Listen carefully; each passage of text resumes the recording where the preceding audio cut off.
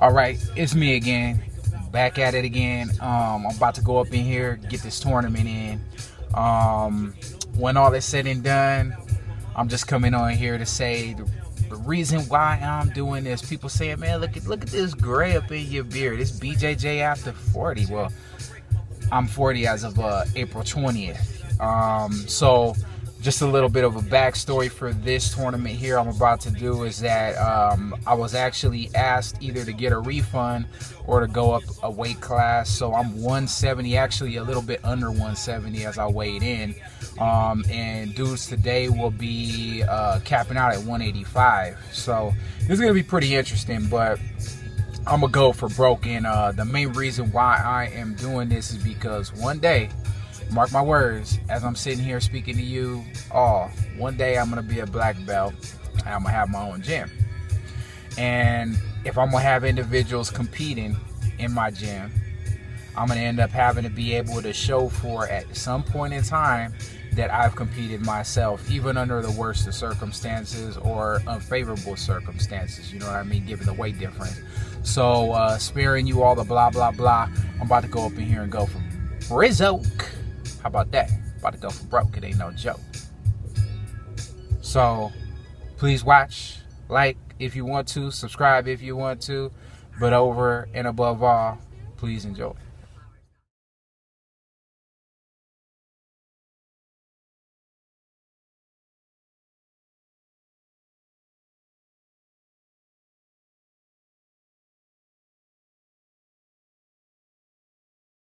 So my first match, as you'll be able to see here, the guy that's pressed up on the bottom in this match, and this is the first match that I had today, was with a purple belt, fellow purple belt, but the guy on the bottom that you see is a black belt. All right, and the black belt on the bottom, I mean, you know, he gave me props on my match though, and the dude was pretty much on the bottom the whole damn time. I'm just saying, this dude that I went up against was a hella vicious son of a you know what. I'm just saying, man.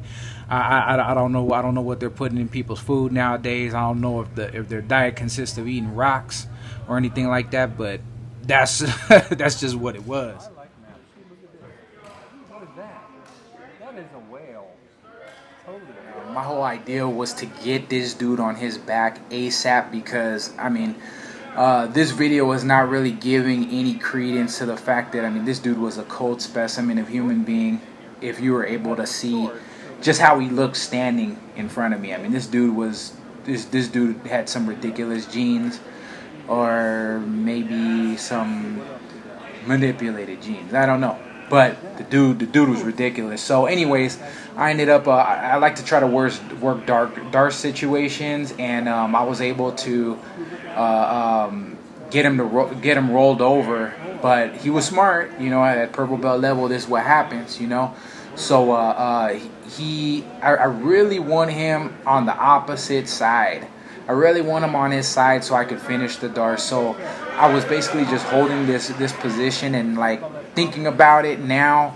I probably could have gone to like a north-south choke, but I still am not aware of the individual's flexibility. He could have taken my back from there, and then I would have been in more trouble. So I was holding, thinking, and I was also looking too.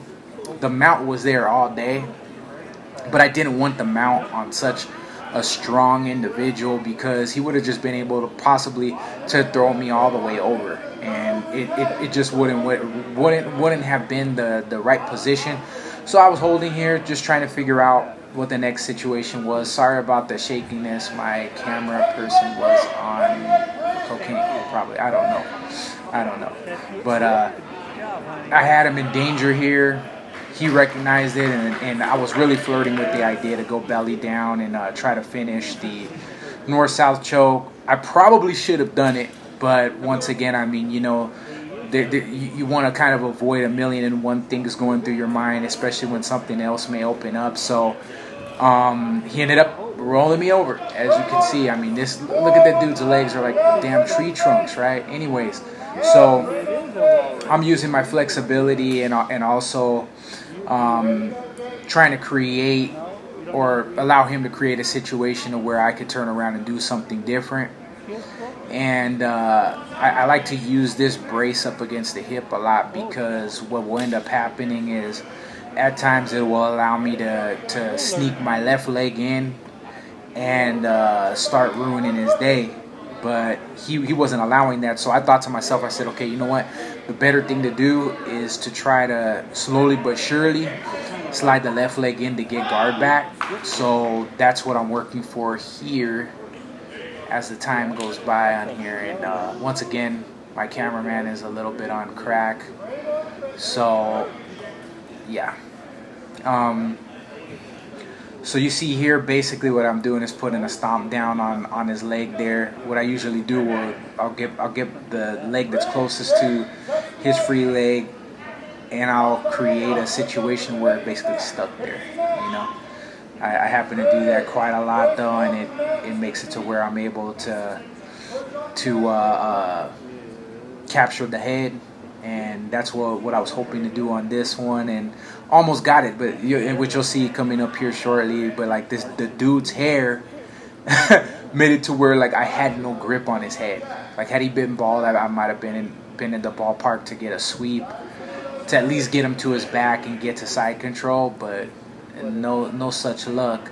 So we're basically foot fighting here for position, and then here's where I start going for this head hook so that I could sweep him, and it was almost successful here. And then I just realized I had to go back to start working getting back to guard.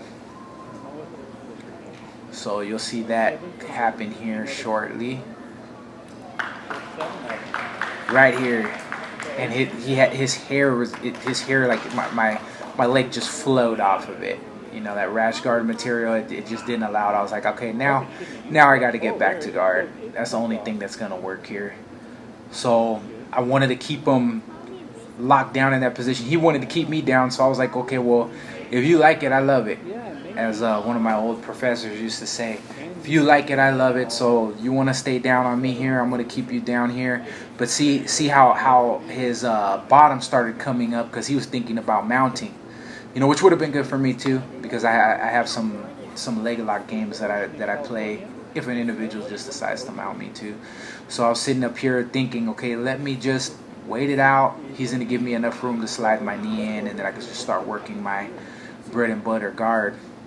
So I'm holding him in the mount position, letting him wear himself out from the top position here a little bit. Because at this point, really I'm working, but I'm kind of resting. So I push out, and here we go. Now you probably get to look at the specimen of beast. This dude was ridiculous, man. I mean, made me look like a marionette almost in comparison. But jiu-jitsu favors the smaller individual, and there, as I was able to get the mission control position, and I was able to even advance it into a position for invisible collar, it's called. Right there, the match was stopped, and that would have been a submitting situation though. So my stupid behind, I'm so stupid. I chose to do arm bar, and it was too late. My corner was like, you know, he's just gonna blast out of that, you know, because this dude was once again like very, very powerful. There he goes, blast right out, quickest escape. There's no beating that escape. So this lost me the match. Survived 6 minutes with the Hulk Jr., but here's my loss on escape time. You know, they call it up. They're like, we've seen enough. You already lost the escape time. So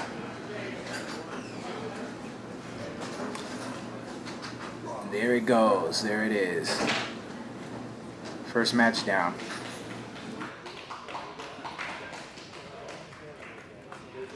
So my camera person was on crack again. He was all the way on the other side of the mat, and he had to come to the other side of the mat to get what was going on. But anyways, I'm setting up a pass, and it's a Kimura pass, and I ended up getting my legs tangled a little bit, but I ended up getting it on him, which was just perfect because it gave me a great position on this guy. So I'm riding his back here, and I'm in the mount. I have his I had his arm basically pinned, and I'm just working now. I'm trying to figure out if I'm gonna go for the back, get the rear naked choke, arm bar, and he's answering very, very, very well. You know, so I go to mount him, and just trying to see, like, should I gift wrap him? You know, what exactly should I do here in this situation? But what I decided to do was, from what it was that he was giving me from that position, try to see what would be the next thing that I go to. So I was just fishing, and I'll comment on what else was going on here. Oh yeah, I was setting up a Americana here, but I really just didn't have the right angle, as you'll see coming up here shortly. He was bridging, he was doing the right thing. I didn't want to lose the position too abruptly. So I thought about the Ezekiel here and kind of threading it, but then I thought about it. I was like, you know what, man? This dude's going to use this to just bump you off and negate your good positioning. So I was just sitting up here trying to make him think about other things that I might try to pull out of my hat. So I think here in this situation, I started working higher mounts, and was thinking about triangling. He started getting his shoulder up out of there and getting his hands in, so I was like, that's not going to work so well. So I was thinking to myself, it's probably better to negate to a different position, even if I was to get swept, which I think actually happened. I ended up getting swept to a different position. He tried to go for a knee bar or some type of leg lock type of entanglement, though, and I negated that earlier, as you saw with the triangle of the legs. So he's sitting up here trying to work his game now. So here I am on the bottom again, under 185 pounds of muscle, and it was a fun day down there. But you'll see what all this turns into, and it was actually pretty lovely. A lot of the submissions that could have happened in the match actually occurred during the last few seconds of the match. I mean, which tells me something. You know, maybe I need to work on finishing sooner, and I will be working on that. But also too, you know, keep in mind 169 versus 85. There you go. So I was working lockdown, and no lie, my knees started messing with me. I had a good lockdown position. There where I pulled it back, I was like, oh man, because every blue moon my knee will pop out. A little bit of info right there. So I said, you know what? Let me just keep this here, but let me not even you know, try to expand this position, man, because I may end up popping my damn knee out. So I was just harassing him there a little bit, and then you know, he did the right thing rolling into me because he didn't want to get choked out from lockdown. That would have been hella strange because that never happens really. So he ends up going to side control here, and then I just thought about it. I could kind of smell that he wanted to go to mount, and I was thinking that would be good because it would lead to the same train of situations that I actually ended up going here later. But you'll see. Let's see here what occurred. Trying to work the same little situation here, giving him trouble because this position doesn't look like much, but when I put people in this position where I have this crossbody situation, okay, now I'm trying to go for mission control here, and then I get the Hazlet here. The Hazlet, that was nice. I mean, had I been able to get that right leg out, he would have been in extreme trouble. But he was able to negate the position before I got that right leg out and got it triangled over my foot. You'll see here I pull his left arm over my left leg there, and that would have been nasty. I was gonna try to triangle my leg. Try to It free your just foot, yeah. it didn't happen. I was a little bit too shallow, a little bit too short, a second too late. So we go back into zone, and I ended up in his guard here. And it was actually perfect. He's a guard player. He likes guard. So I was like, I don't think he was ready for this, because this is something that I like to do. I like when people put me in their guard, and I like to step right over. Step right over. I heard somebody say, "Oh, he's giving you his feet," but the way this position works, there's so much torque being pressed on the torso of the individual, especially when I can get my arms wrapped around my knees, that there's not much you can do but open up the guard, and then I have your feet. So here I was going for the leg locks. I was squeezing, locked it, and right at the last second, I could have had the heel hook. That would have been game over. That would have been a tap, and then right at that last second, it was over with. I was like, fuck. So I thought that was the end of the round. I was like, what are you still sitting there for? Because I thought that was it. Oh, no. This isn't when I thought it was it. Right here. I thought this was over with after I did this here. And remembering what happened the last match, picking armbar, I was like, screw armbar, we're going back, and I'm just gonna body triangle, because that's literally my best bet, especially since they're giving me the favoritism to pick first. So here I go. I ended up losing one of the hooks, actually losing both of the hooks. So I started getting up on my side to get my hooks back in. And I thought to go body. I think I lost it. But anyways, I got the rear naked choke. I thought that was over with. I thought that was over with. I thought I was the winner, and then they're like, no, you have another overtime situation. He chose armbar, and this is kind of where I screwed it up. I let go of armbar too damn soon. I mean, of my control there a little bit too soon as he was pulling on it. But it was a good go. It was fun.